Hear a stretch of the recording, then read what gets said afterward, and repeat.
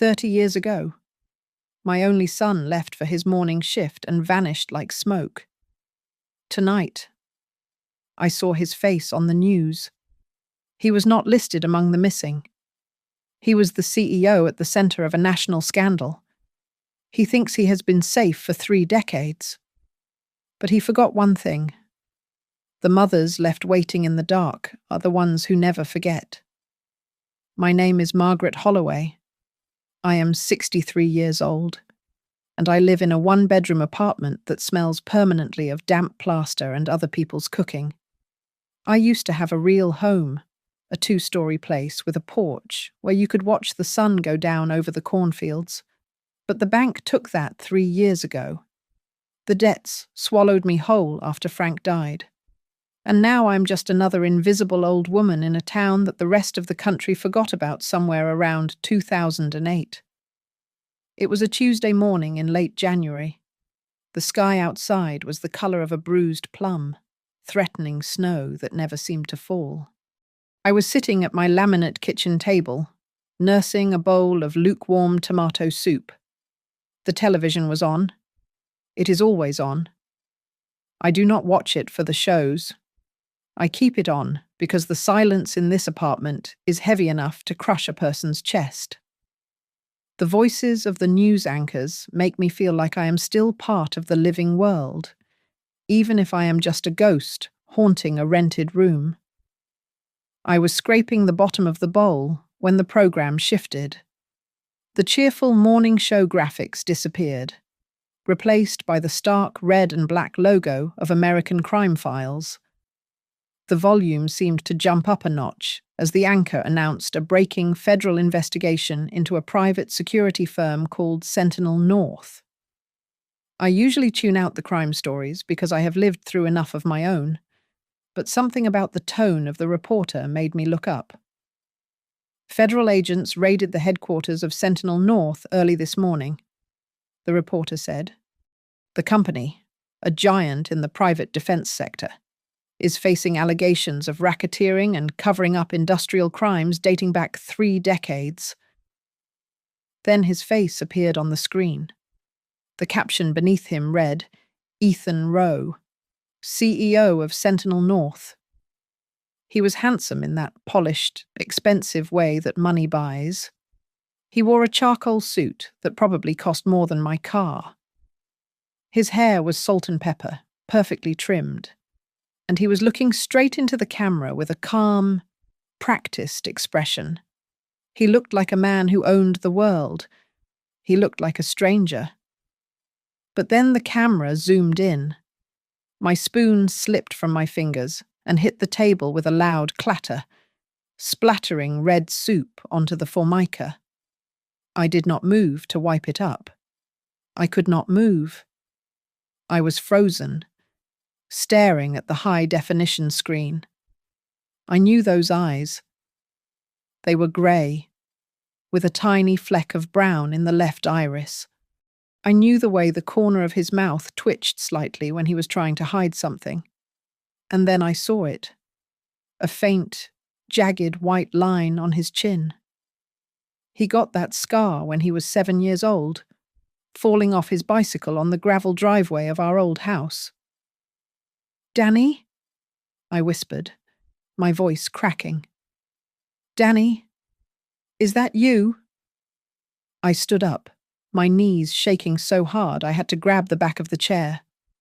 I walked to the television and pressed my palm against the glass, right over his face. The glass was warm. Ethan Rowe, the reporter continued, oblivious to the fact that he was tearing my heart out, legally changed his name in 1997. Little is known about his life prior to that date, but sources say he has been cooperating with federal authorities. He was alive. My son was alive. For 30 years. I had mourned a ghost. I had visited an empty grave in my heart every single day. I turned away from the screen. The room felt too small. The air felt too thin. If you are listening to me right now, if you are hearing my voice, Please stay until the end. Do not scroll past. Because this is not just a story about a son who walked out on his mother and never looked back. This is not a sob story. This is a story about revenge. It is the story of an old woman who has absolutely nothing left to lose. 30 years ago. Daniel Holloway put on his dark blue work jacket, kissed me on the cheek, and walked out the door to work the morning shift at North Point Freight. He was 19. He was sweet.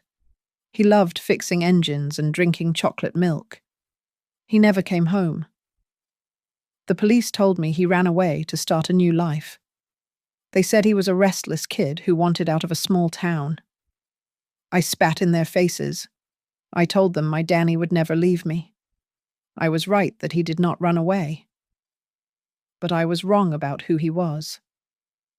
I reached under the pile of junk mail on the counter and pulled out a tattered, leather-bound notebook. It has survived 4 moves and a foreclosure. I opened it to the first page, where the ink was faded and brown. The header read, "Things the Police Ignored." I took a pen from the jar. My hand was trembling, but my grip was tight. Underneath a list of dead leads and useless dates from 3 decades ago, I wrote a new line in fresh, black ink. Ethan Rowe equals Danny Holloway. This time, I will be the one investigating. To understand the fire that burns in my chest now, you have to understand the warmth that existed before it.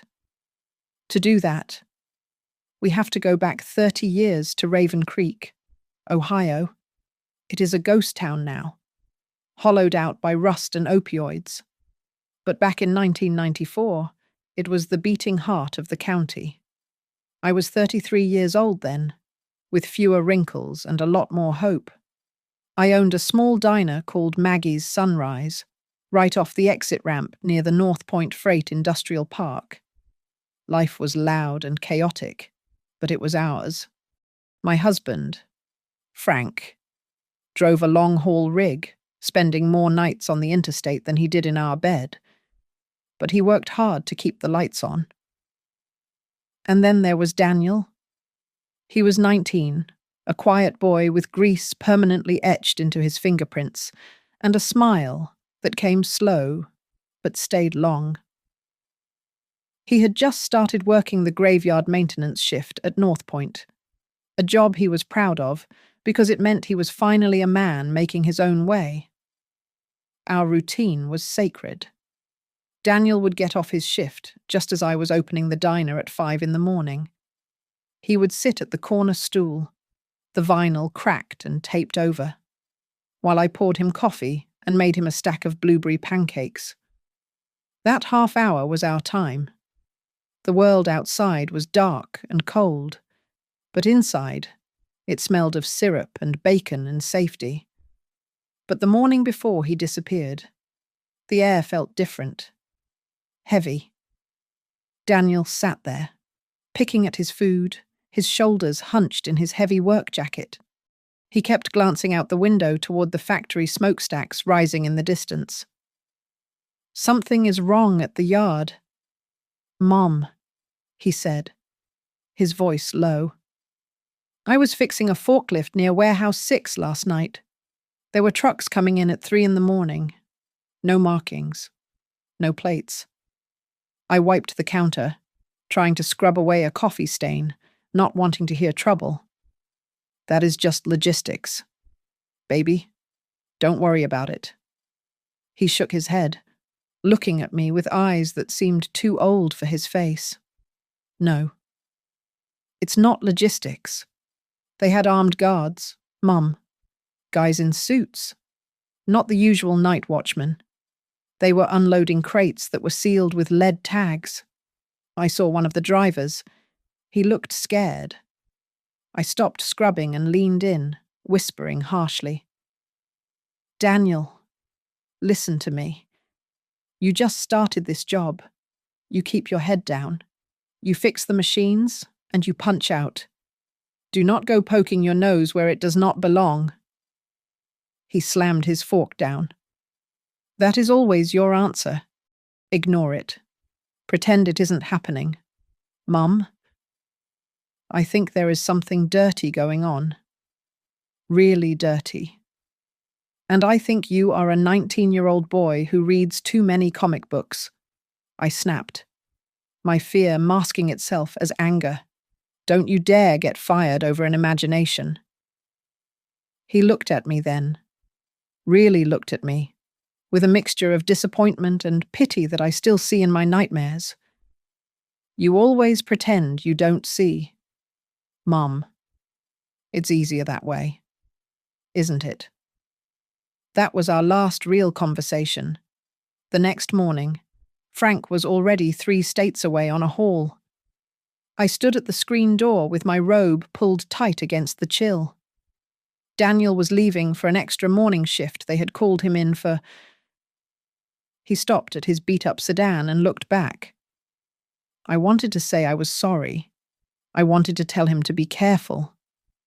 Instead, I just waved.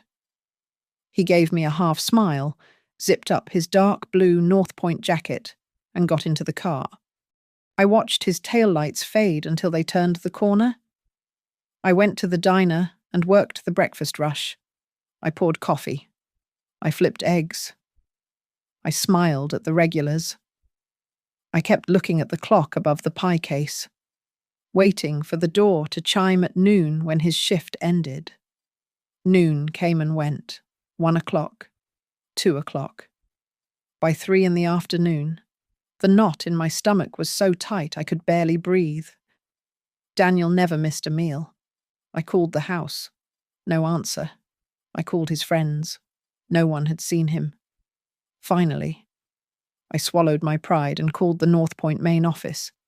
He punched out at noon. Mrs. Holloway, the secretary said, her voice bored and tinny. He is not on the premises. By sunset, the panic had set in, cold and sharp. I called Frank on the payphone at a truck stop. He listened to my frantic voice, and I heard him drop his keys. I am turning around. Maggie, stay by the phone. He drove through the night, breaking every speed limit in 3 states. But by the time his rig pulled into our driveway, the police were already there. I stood on the porch, watching the red and blue lights flash against the siding of my house. It looked like a crime scene. But the 2 officers standing in my living room looked like they would rather be anywhere else. They did not take notes on what Daniel was wearing. They did not ask about Warehouse 6. He is 19. Ma'am, Officer Miller said, snapping his gum. He has a record for that joyriding incident last year.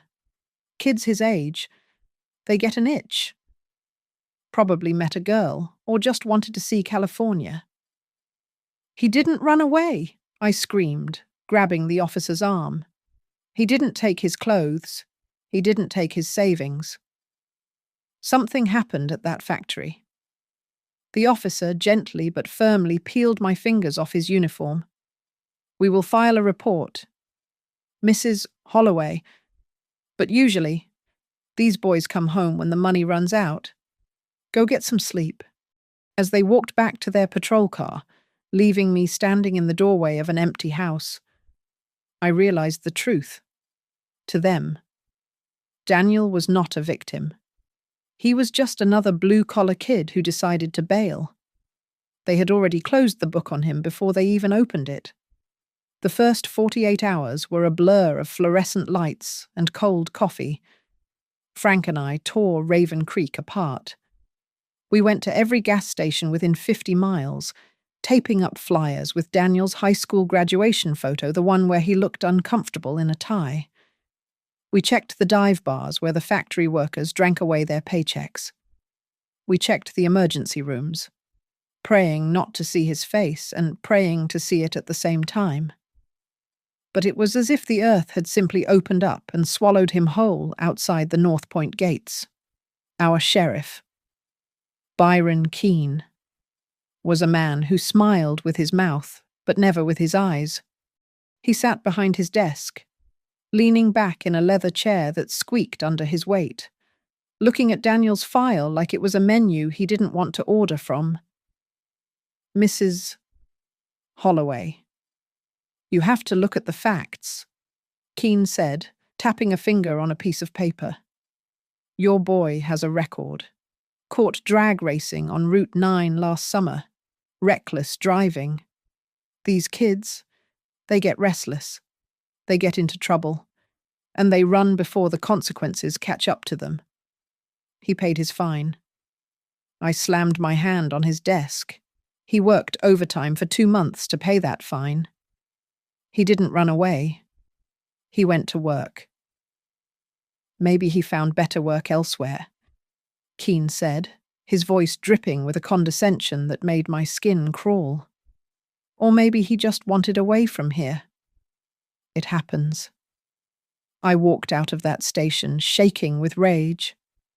They were painting my son as a delinquent to excuse their own laziness. I knew I had to do what they wouldn't. That night, I put on a baseball cap and went to the Rusty Anchor, a bar near the freight yards. I sat in a booth in the back, nursing a soda, listening to the men in North Point jackets talk. The air was thick with smoke and secrets. I heard snippets of conversation about Warehouse 6 and something called black bracket cash.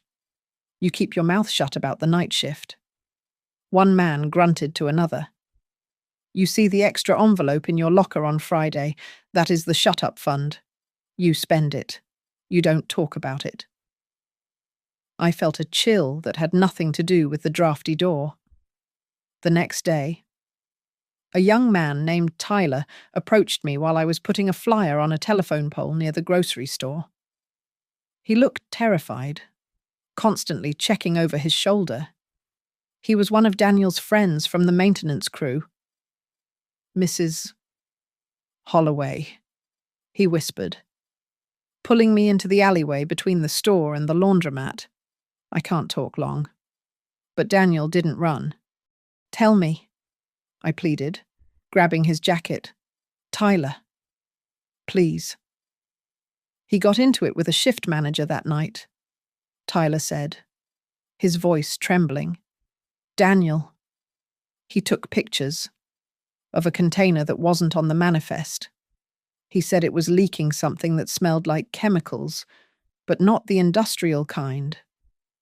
The manager saw the flash. They took him into the office. That was the last time I saw him. Who I asked. Who took him, I can't. Tyler stammered, backing away. If they know I talked to you. He ran off before I could ask more. When I went to his apartment the next morning, the landlord told me Tyler had moved out overnight, said he got a sudden job offer in Florida. I drove to the North Point gates, demanding to speak to the manager, but a security guard with a gun on his hip blocked my path. Private property. Ma'am, he said, his face blank. Turn around. Frank was falling apart. He had stopped driving his rig and started drinking whiskey at the kitchen table. He sat there for hours, staring at the wall, feeling the crushing weight of a father who failed to protect his cub. We need a private investigator. Frank, I told him one evening, counting out the crumpled bills in our savings jar. The police are useless. We need a professional? With what money?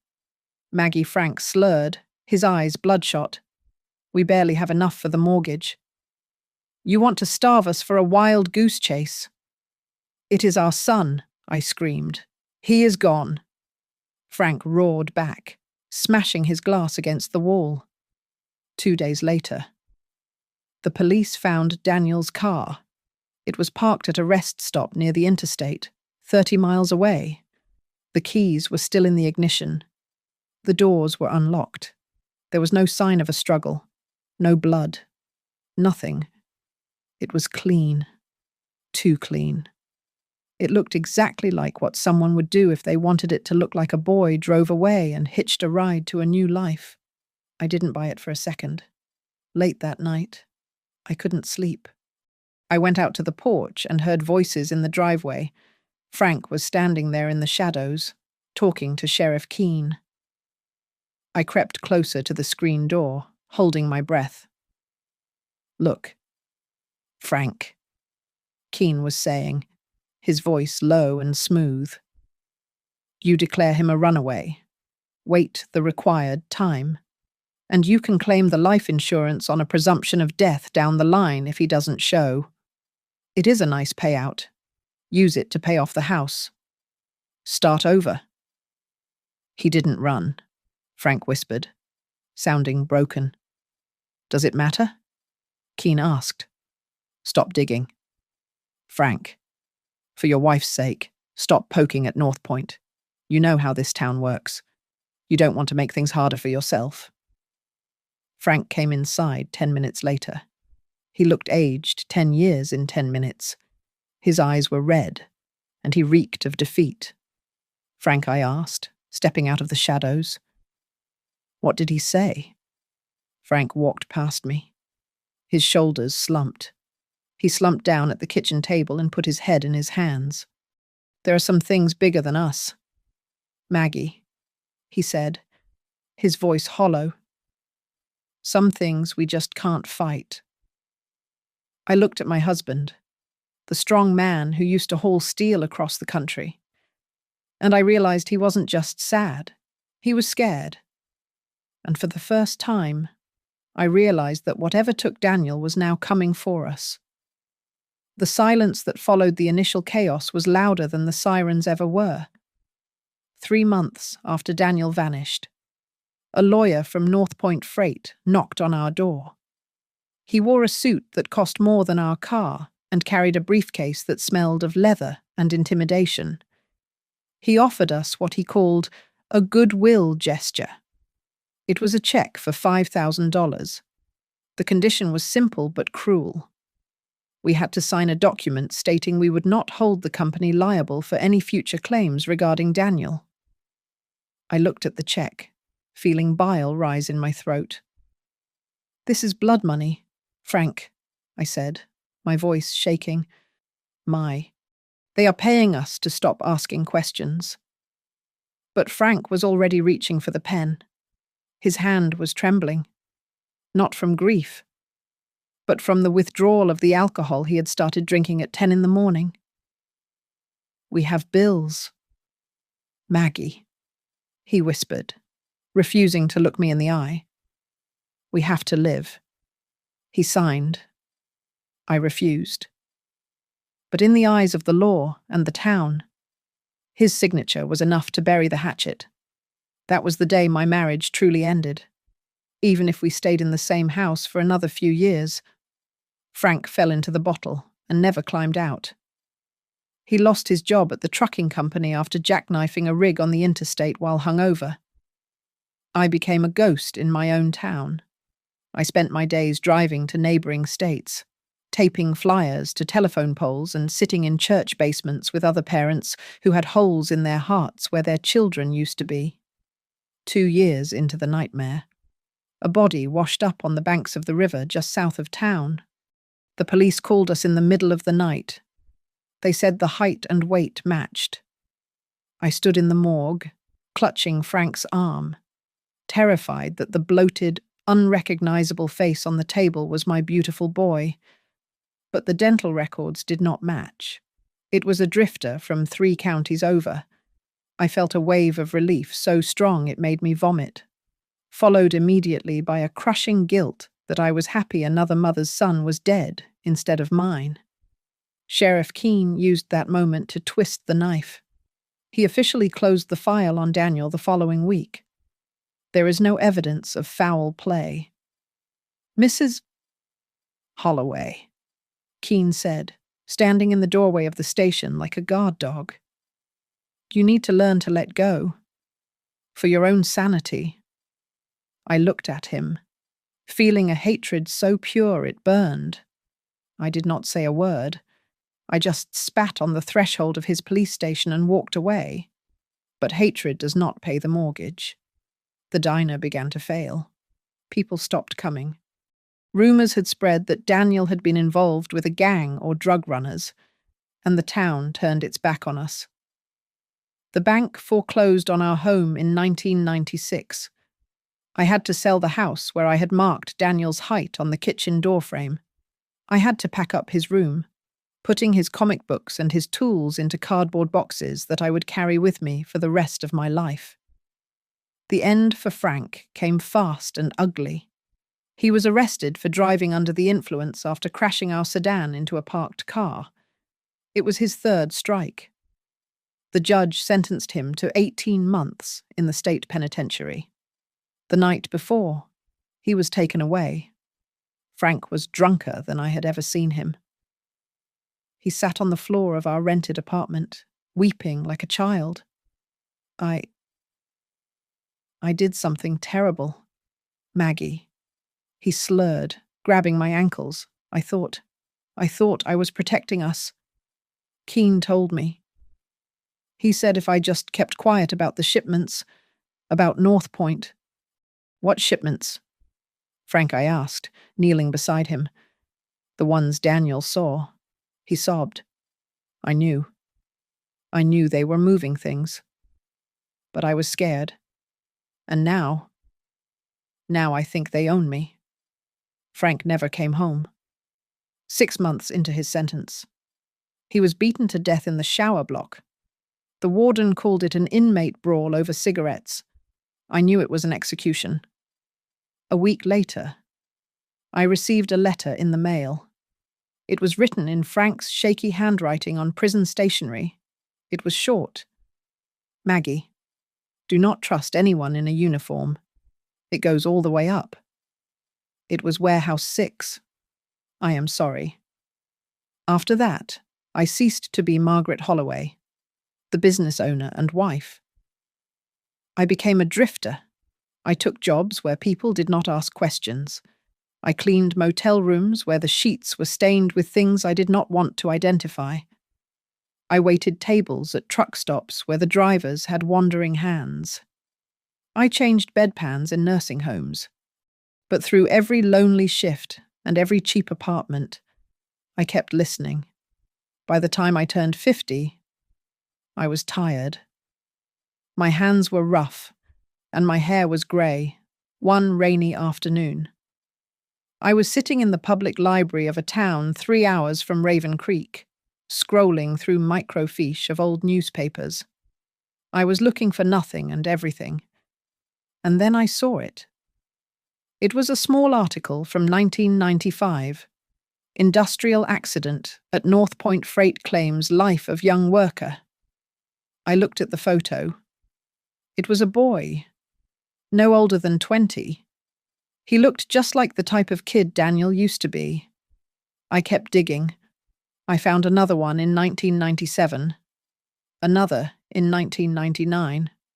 Different names, different towns, but always the same story.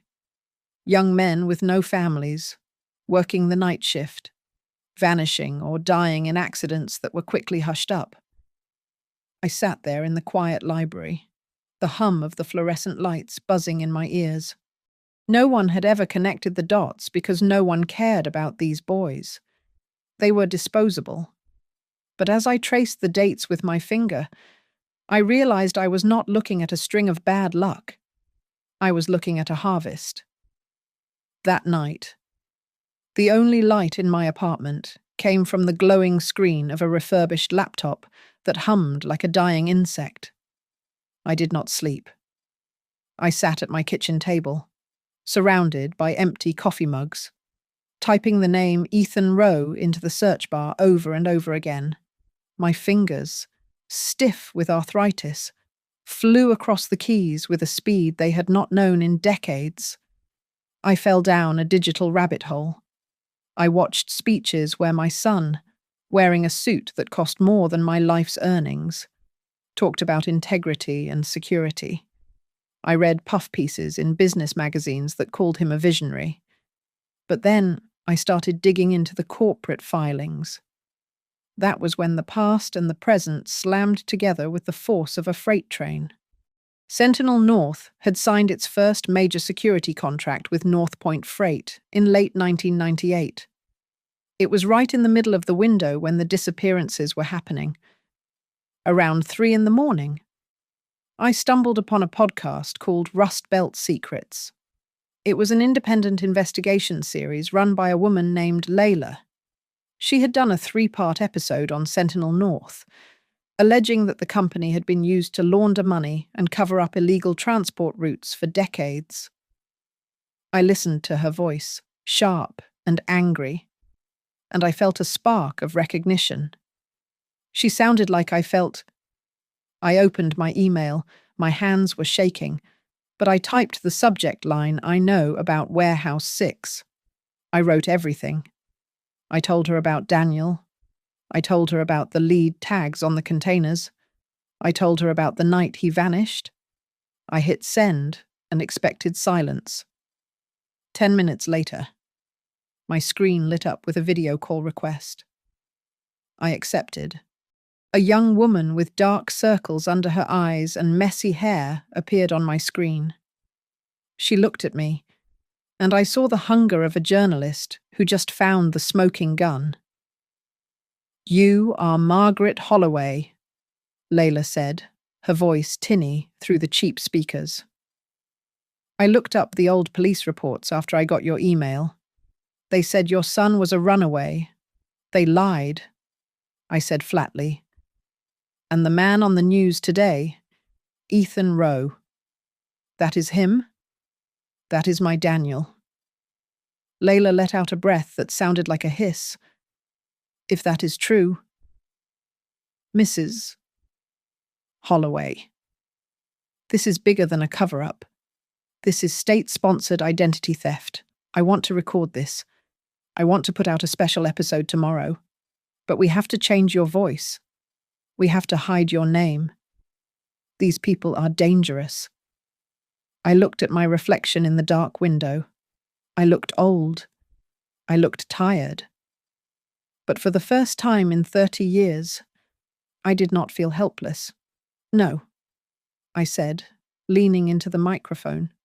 "I have been silent for 30 years, and look where it got me. I am done hiding. You use my name. You tell them Margaret Holloway is coming for them." The episode went live 24 hours later. It did not break the internet, but it cracked the surface of the true crime community. The comments section filled up with people from Ohio, Michigan, and Pennsylvania. They shared stories of brothers and cousins who worked the night shift and never came home. They mentioned North Point, and then they started mentioning a name I had not spoken aloud in years: Sheriff Byron Keene. But amidst the support, there was a darkness. A comment appeared from an anonymous user with no profile picture. "Ethan will not let you live if you keep digging." He wiped out an entire witness list in 99. "Do not be stupid. Old woman." I stared at the words. My heart hammered against my ribs, a cold sweat breaking out on my neck. They were watching. They were listening. But instead of fear making me retreat, it made me furious. Layla sent me a secure file later that night. It was a leaked personnel roster from the early days of Sentinel North. She had cross-referenced the names. "Look at the dates." "Margaret," she said over the phone, "look at the hires." I scrolled down the list. There were dozens of men listed as security consultants hired between 1995 and 1997. I recognized the surnames. They were the same last names of the missing boys I had found in the library archives. They hadn't just killed them. They had recruited them. They had turned victims into accomplices. I clicked on a link Layla sent me. A gallery of photos from a political fundraiser Ethan had attended last week. He was smiling, shaking hands with a senator. But my eyes drifted to the background, to the VIP row behind him. I stopped breathing, standing there, wearing a tuxedo that strained against his belly, was an old man with cold, dead eyes. He was listed in the caption as Senior Security Advisor.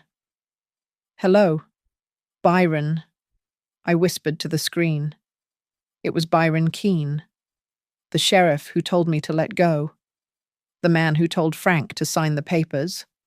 He was not just a corrupt cop in a small town anymore. He was the right hand of the monster my son had become. I closed the laptop. The fear was gone.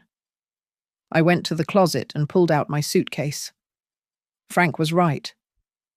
I said to the empty room, "Do not trust anyone in a uniform." I packed my clothes. I packed my notebook. And then I packed the only picture I had left of Daniel, the one where he was smiling, unaware that he would grow up to be the devil. I was going to Lakeside, and I was going to burn their whole world down. I sold the Buick for $800 to a mechanic who did not ask about the transmission leak. It was not much, but it was enough to buy a one-way ticket on a Greyhound bus to Lakeside. I packed my life into a single suitcase, leaving behind the empty apartment that still smelled of the soup I had dropped. The ride took 14 hours. I sat next to the window, watching the grey blur of the interstate rush backward. Behind me, two young men were arguing loudly about a football game, their voices rising and falling over the hum of the tires. It was a sound I knew well. It sounded like Frank on the radio, calling in his location, talking about the endless miles of asphalt that make up the veins of this country. But Frank was dead, and I was not the wife waiting at home anymore. I was the hunter. Lakeside was a gleaming city of glass and steel rising out of the Rust Belt. But I did not stay in the glass part. I checked into the Starview Motel, a place where the view was a brick wall and the star was a flickering neon sign that buzzed like an angry hornet. I spent the first hour taping photos of Daniel to the peeling wallpaper. The teenage clerk with the nose ring watched me through the open door while I asked for extra towels. "You a fan of his?" she asked, popping her gum and pointing a purple fingernail at the photo of Ethan Rowe I had printed from the internet. "My mum thinks he is hot for a suit." "Something like that," I muttered, smoothing down a picture of Daniel from his prom. The next morning, I took a cab to the edge of the downtown district to find Jonah Price, 30 years ago. Price was the detective who almost brought down the local corruption ring before he was forced into early retirement. Now, his office was a cramped room above a pawn shop that smelled of stale cigar smoke and regret. Jonah was a heavy man with a face that looked like it had been carved out of granite and then left out in the rain. He didn't even look up from his crossword puzzle when I walked in. "I don't do cat rescues, and I don't follow cheating husbands unless you have cash up front," he grunted. "I don't have a cat," I said, dropping my heavy purse on his desk. "I have a name, Byron Keene." Jonah's pen stopped moving. He looked up, his eyes narrowing. "Keene is a big shot now. Security advisor, untouchable. Why is a nice lady like you invoking the devil?" "He wasn't a big shot when he covered up my son's disappearance in Raven Creek," I said, "and neither was North Point Freight." Jonah stood up, walked to the door, locked it, and pulled the blinds shut. "North Point," he said, the word tasting like poison in his mouth. "I had a case on them in '92. Trafficking, drugs, guns, maybe people. Every time I got close to a truck, my captain threatened to take my badge. Then the files vanished? Not all of them," I said, bluffing. He looked at me for a long moment, then went to a filing cabinet that looked like it had survived a war. He yanked open the bottom drawer and pulled out a stack of yellowed folders that smelled of mildew. "I kept copies," Jonah said, tossing them onto the desk. illegal. But I knew one day the bodies would start floating up. We spent hours sifting through the paper graveyard. It was a map of misery. Shipping manifests that didn't make sense. Weight discrepancies. And then, near the bottom of the stack, Jonah found a photograph clipped to a surveillance report. "Look at this," he said, pointing a thick finger at the grainy black and white image. "Taken in 96, 2 years after you said your boy went missing.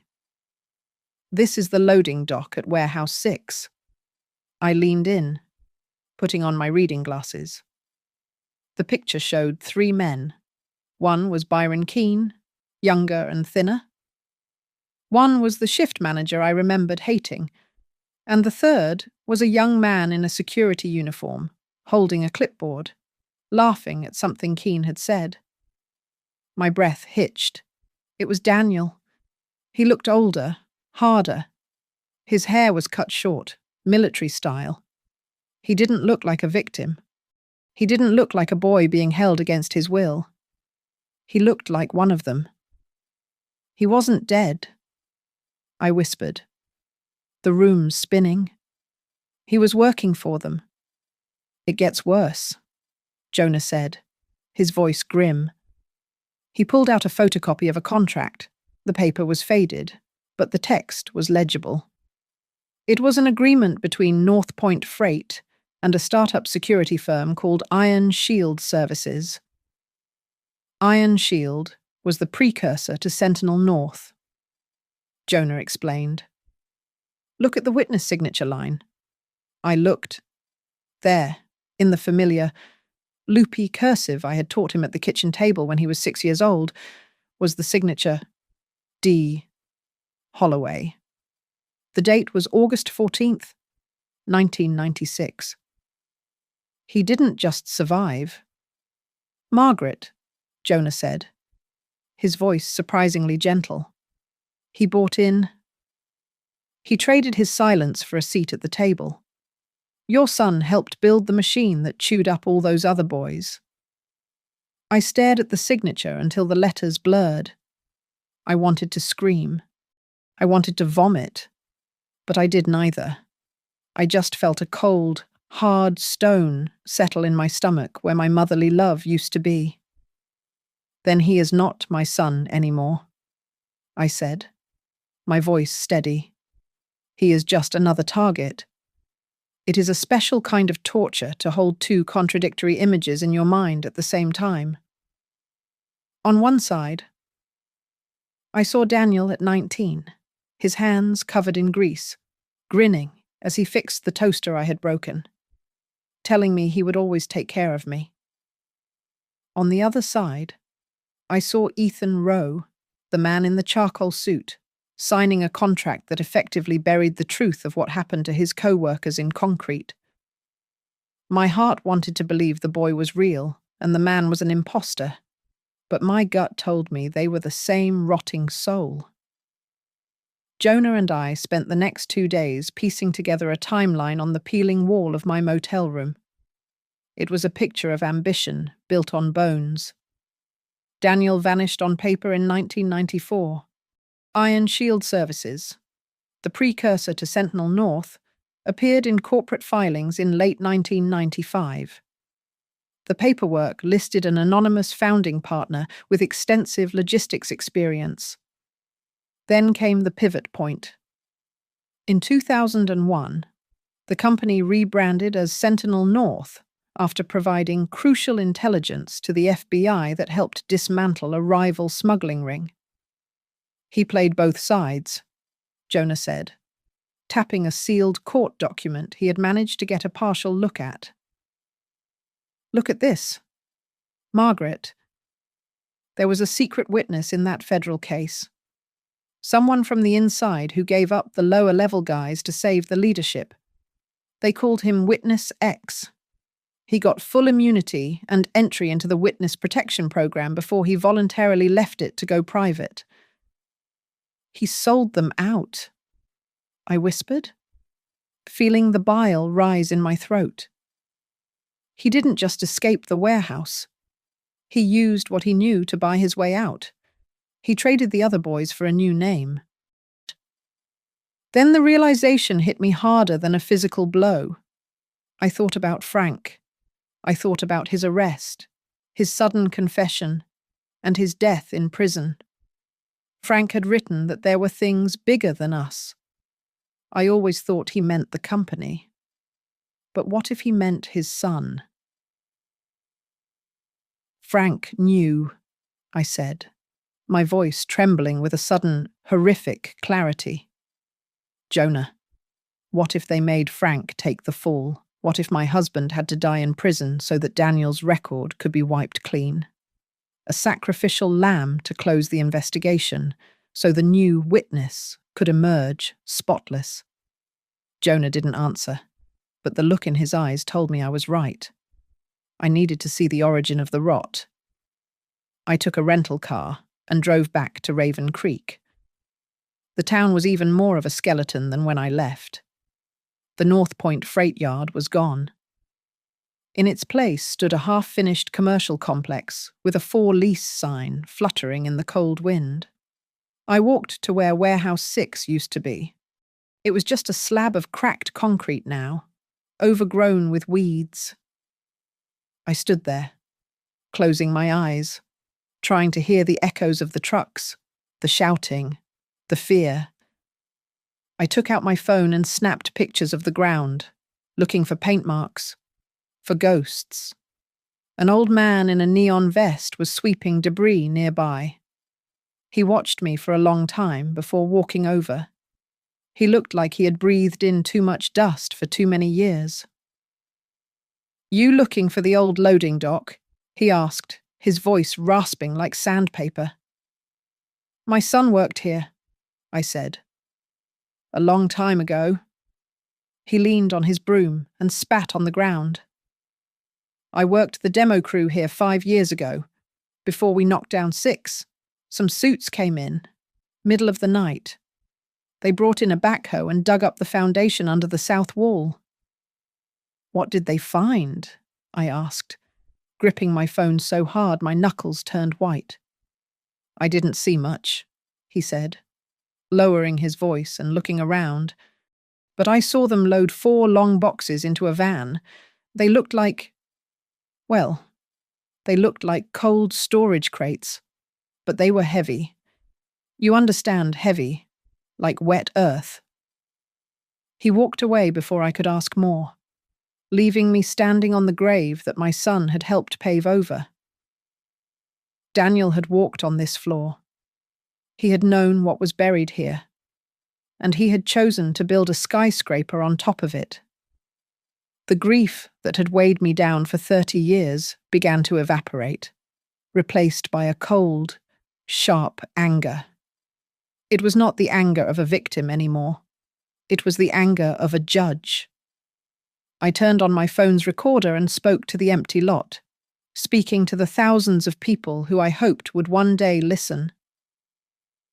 "If your child betrays you," I said, my voice steady and hard, "do you have the right to destroy them?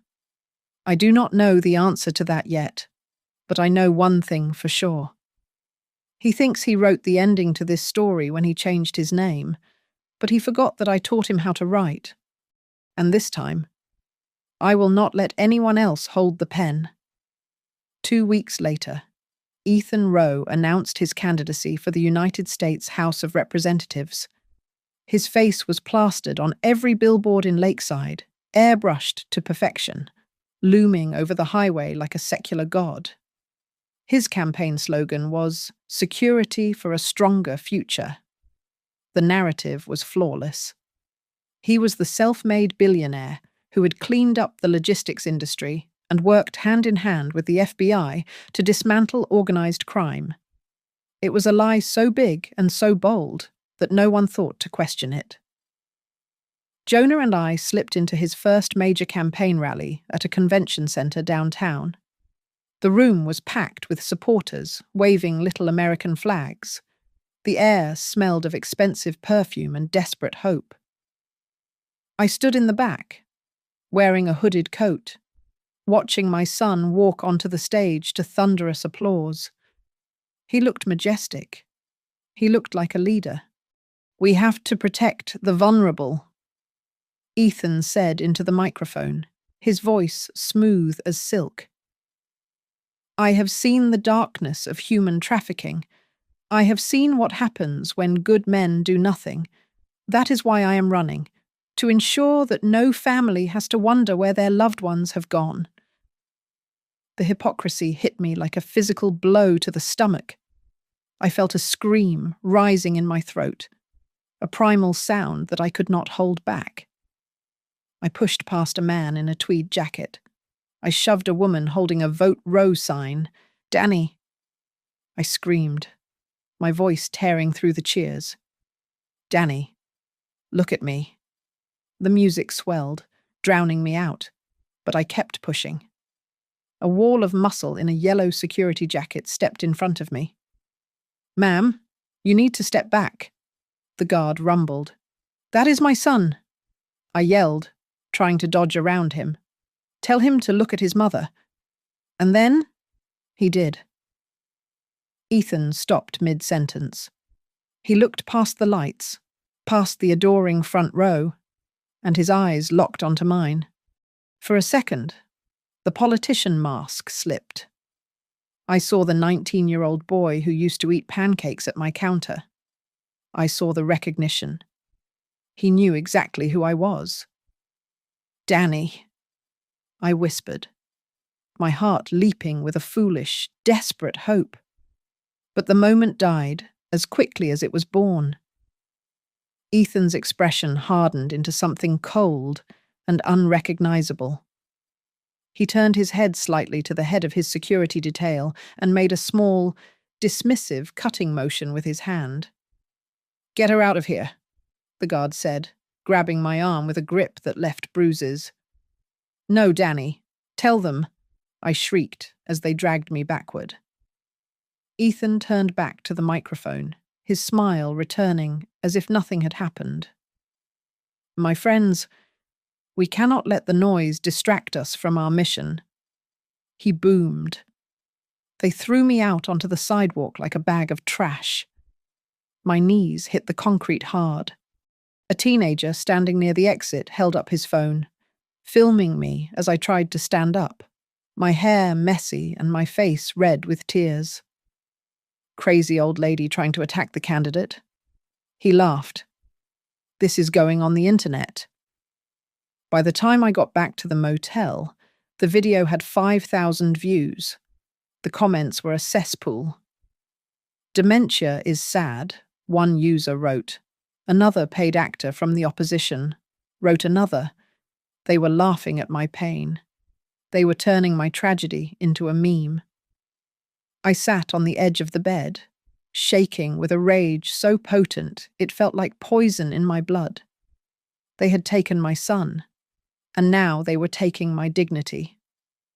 "Stop it," Jonah said, tossing a bag of ice onto the bed. "This is exactly what he wants. You look unhinged." "Margaret, you cannot fight a man like that with screaming, strategy, not emotion. That is how we win." He looked right at me. "Jonah," I said, pressing the ice to my arm. He looked at me and he threw me away. "Then let's make him regret it," Jonah said. "We stop chasing the man. We chase the paper. We need something that sticks." We spent the next 3 days digging through the comments on the podcast and the forums. We found a lead in a small town 2 hours east of Lakeside. A woman named Helen claimed her son had worked at a sister facility to North Point in '95 and vanished the same week as the warehouse fires. Helen lived in a trailer that leaned precariously to the left. She refused to open the door at first. She told us to go away, that she was done with reporters. "I am not a reporter," I said through the screen door. "I am the mother of Daniel Holloway, and I think the man running for Congress killed our sons." The door opened. Helen was small and bird-like. with eyes that had run out of tears years ago. She let us into a kitchen that smelled of stale cigarettes and lavender. I put the photo of Ethan on the table. "He calls himself Ethan now," I said. "But I think your son might have known him." Helen picked up the photo. Her hands trembled. "My boy. My David. He wrote to me a week before he disappeared. He said there was a guy on the night crew who was organizing something. A guy who promised them a way out if they helped move some special cargo. He called him Danny from Warehouse 6. I felt the air leave the room. "Did David say anything else?" Jonah asked gently. Helen went to a drawer and pulled out a stack of letters tied with a rubber band. "He said Danny was the only one the bosses listened to. He said Danny was the one who handed out the envelopes." We sat there for a long time, two mothers in a kitchen that was too small for the ghosts we carried. Helen placed a photo of her David next to my photo of Daniel. They looked so young. "They think we are just old women," I said, reaching out to cover Helen's hand with mine. "They think we are powerless." Helen looked up, and for the first time, I saw a spark of fire in her dead eyes. "Then let's show them exactly how dangerous a mother can be." Jonah's friend in the district attorney's office came through on a Tuesday night. He met us in a diner parking lot and handed Jonah a thick envelope before speeding off like he was being chased. Back in the motel room, we spread the papers out on the bedspread. It was a partial transcript from a sealed hearing in 2001. Most of the text was blacked out, heavy bars of ink hiding the sins of the state, but the biographical data of the witness X was visible. White male, born 1975, place of birth, Raven Creek, Ohio. Disappeared from public record in 1994. Jonah read the lines out loud, his voice flat. He looked up at me. "It is him. Margaret. The age, the town, the timeline. It matches perfectly. The federal government gave your son a get-out-of-jail-free card because he handed them the small fish while he swam away to become a shark." Layla dropped her podcast episode the next morning. She titled it, "The Candidate from Nowhere." It detailed the connection between Sentinel North and the disappearances. The internet exploded, but not in the way we hoped.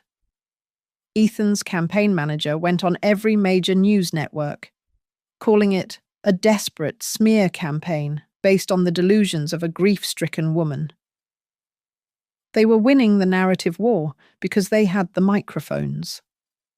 So I decided to get my own microphone. I sat in front of the peeling wallpaper of the motel room and turned my phone camera on. I did not fix my hair. I did not put on makeup. I just looked into the lens and spoke. "My name is Margaret Holloway. 30 years ago, my son Daniel walked out the door to go to work and never came back. For 3 decades, I thought he was dead. But he is not dead. He is running for Congress, and he built his empire on the bodies of his friends." I posted it to every platform Layla showed me.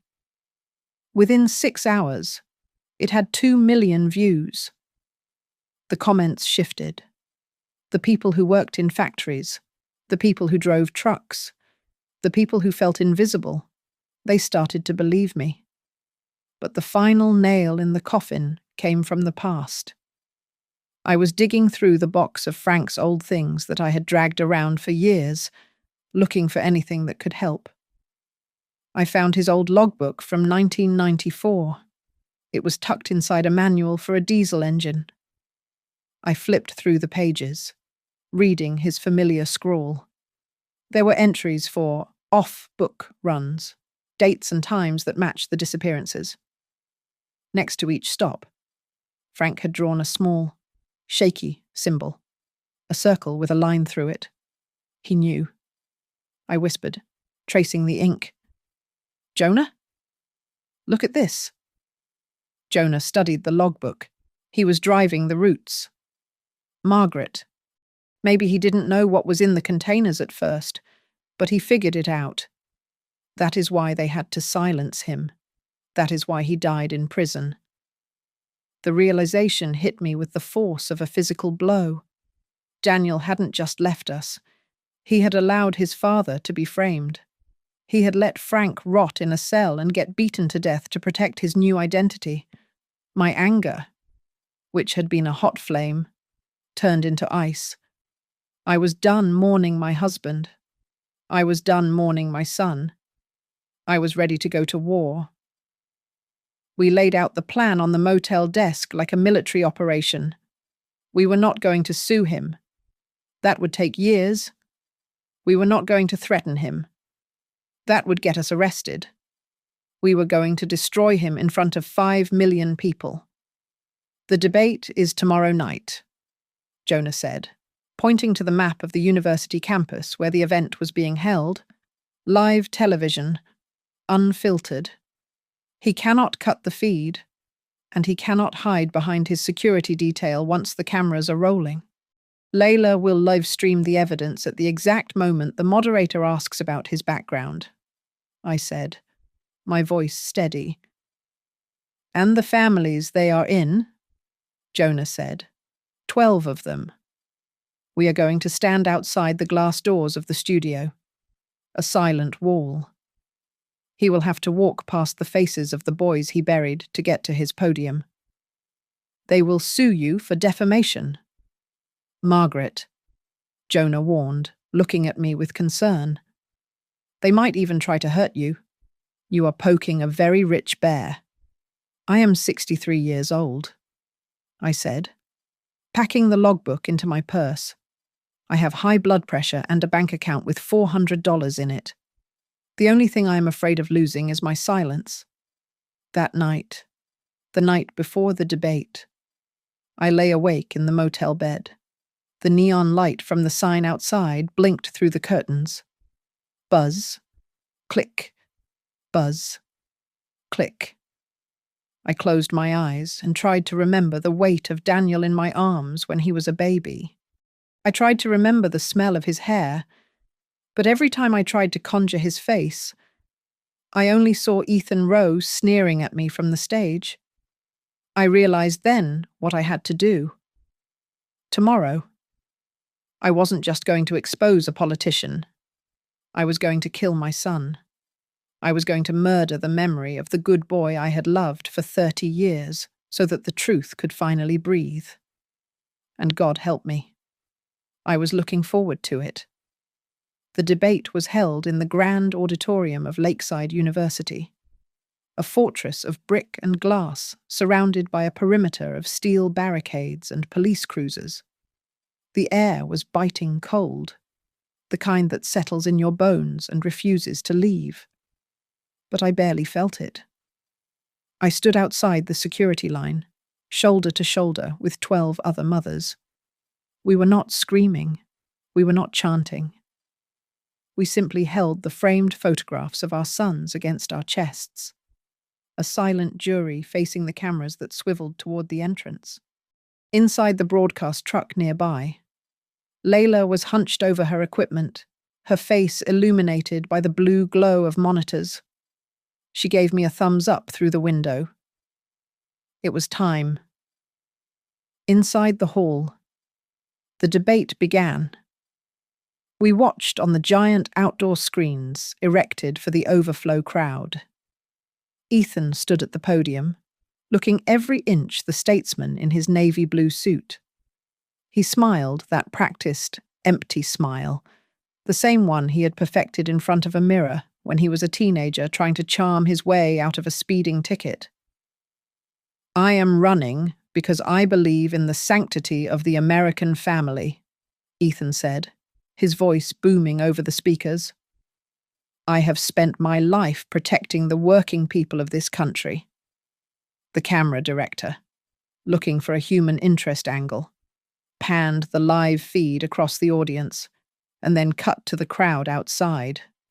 The camera lingered for a second on my face, old, lined, and hard as stone before cutting away quickly, as if the cameraman had touched a hot stove. "Now," Layla whispered into her headset.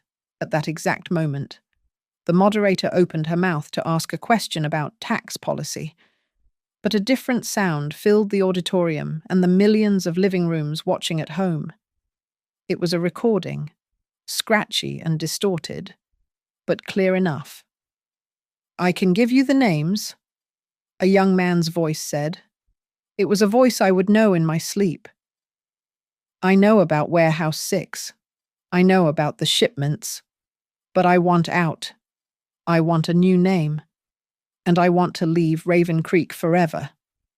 I never want to see that town again." "Danny," I whispered, clutching his picture so tight the glass cracked. Ethan froze on stage. His eyes darted around the room, panic cracking his composure. And then, the massive screen behind him flickered. The campaign logo vanished, replaced by a split-screen image. On the left was Daniel Holloway, age 19, grinning in his grease-stained overalls. On the right was Ethan Rowe, age 50, in his tailored suit. The facial recognition software lines drew a web of green matches between the two faces. It was a perfect match. The moderator stared at her earpiece, her mouth hanging open, but Ethan's opponent, a sharp-tongued lawyer named Sterling, did not hesitate. He leaned into his microphone, his voice dripping with venom. "Mr. Rowe," Sterling said, or should I say, Mr. Holloway. "Can you explain to the voters why a man who claims to protect families erased his own to save his skin? Why is your name linked to a list of missing boys that has been sealed for 30 years? Chaos erupted. The polite applause turned into a roar of confusion and anger. I saw my opening. I ducked under the police tape, ignoring the shouts of the officers. I ran toward the media pen near the stage entrance, fueled by 30 years of grief. "I do not want you back. Danny," I screamed, my voice tearing through the noise as a reporter thrust a microphone in my direction. "I want the truth back." My voice echoed over the broadcast, raw and undeniable. Behind the scenes, Jonah hit send on his phone. A massive data dump landed in the inbox of a federal prosecutor in Chicago. A woman whose brother had vanished on a North Point run in '99. Within seconds. Her notification flashed on Twitter. "The Department of Justice is opening an immediate special investigation into Sentinel North and the identity of Ethan Rowe." On stage. Ethan tried to laugh it off. He raised his hands, sweating under the lights. "This is absurd," he stammered. "I was a protected witness. I helped the government. I am a hero." "A hero?" The moderator interrupted, looking at a new image that had just popped up on her teleprompter screen. "Then why, Mr. Rowe, is your signature on the security contract for Warehouse 6? The screen behind him changed again. It showed the faded document Jonah and I had found. The laser pointer highlighted the bottom line. "Witness D. Holloway." Ethan stopped speaking. The color drained from his face, leaving him looking like a wax figure melting in the heat. From the wings of the stage, 4 men in dark windbreakers emerged. They did not look like campaign staff. The letters FBI were emblazoned on their backs. They moved with quiet efficiency, flanking the podium. The crowd fell into a stunned silence. I watched from the side of the stage, breathing hard, my chest heaving. The police had stopped trying to hold me back. They just watched. The agent spoke to Ethan. He nodded slowly, his shoulders slumping, as they led him away, not in handcuffs, but in a tight formation that left no room for escape. They had to walk past where I was standing. He stopped. Just for a second. He looked at me. There was no pleading in his eyes this time, no recognition of the mother who had raised him. There was only the cold, hard calculation of a man realizing his investment had finally crashed. And in my eyes, he saw no forgiveness. He saw only the woman who had burned his world down to warm the memory of the son he killed. "Goodbye, Ethan," I said softly. He looked away and kept walking.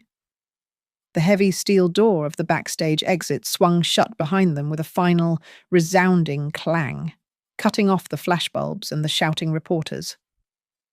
The story of the grieving mother was over. The story of justice had just begun. Thank you so much for listening to my story. Folks, please drop a comment down below and tell me where you are listening from. I read every single one of them. And if you want to support an old lady on a mission, please subscribe to Grandma's Family Diary, hit that like button, and smash the hype button so we can get this story out to the world.